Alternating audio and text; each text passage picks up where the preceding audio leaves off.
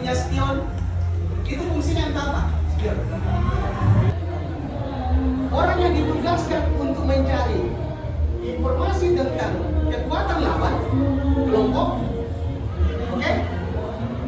Kelemahan kelompok, peluang kelompok, bahkan potensi ancaman terhadap kita, itu adalah mata-mata. Asuh. Asuh. Kita mengandalkan metode komunikasi dan negosiasi. Kita ini mau perang. Selain strategi,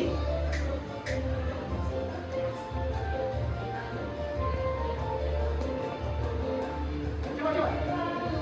Maksudnya keunggulannya mereka yang kalian tahu. Oke, lewatlah keunggulan. Kelemahannya apa? Dari kelompok ini yang menjadi lawan kalian, sasaran kalian. Kelemahannya mereka apa? Hah? Jumlah. Oke, selain jumlah, berarti kuantitas di banyaknya mereka. Selain jumlah, apa lagi? Coba. Ini faktor kedua yang menghendaki kita menang atau kita kalah ini kalau berperang. Silakan. Selain jumlah, itu kelemahannya mereka.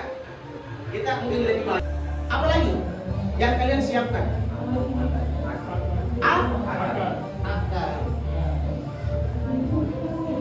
Akal paling terakhir nih. Sebenarnya saya ceritakan ini intelijen ini apa? Oke. Itu faktor diri. Syarat yang pertama. Syarat yang kedua adalah faktor lawan. Kira-kira dari kelompok ini anggap saja satu kesempatan untuk menang. Kalau faktor diri kita tidak perhatikan, maksudnya adalah faktor kelompok, komunitas, sirkel.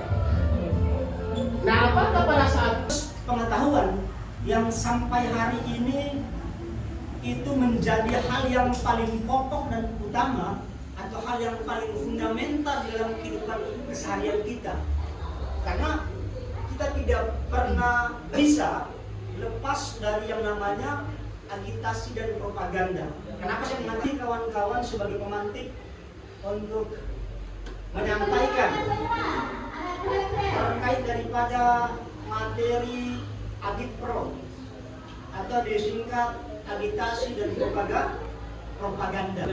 Religion, studi agama-agama, untuk hidupnya bergerak, aku hidup, menggerakkan, maka aku memaknai kehidupan. Lanjut persoalan pengalaman organisasi.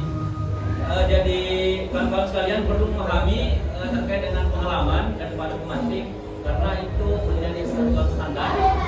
Bagaimana kawan-kawan menjadi yang mau tanpa bilangnya ini masih ada mie. Kamu makan Kika.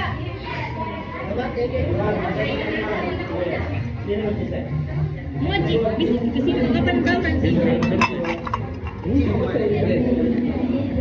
Dari putra apa? Masih. Ya Pak, ini Pak yang ada di tasmu. Baca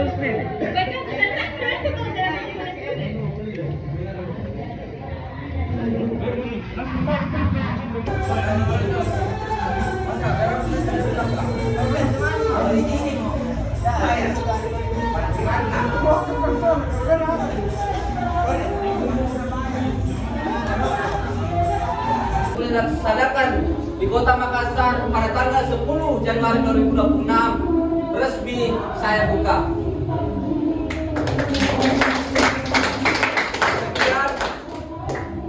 Yang kemudian perlu saya sampaikan, lebih dan kurangnya mohon dimaafkan. Saya harap kepada seluruh kawan-kawan untuk tetap mengikuti kegiatan pada malam hari ini. Ini kegiatan cuma satu malam. Kami tidak melakukan kegiatan ini secara fisik, penyiksaan sesuai tidak. Mungkin saya juga tidak sesuai disiksa di kampus. Waktu saya masuk kuliah sebelum di DO dikeluarkan di kampus, saya juga dan suka disiksa. Maksudku disiksa itu ya pasti ada responnya kita melawan.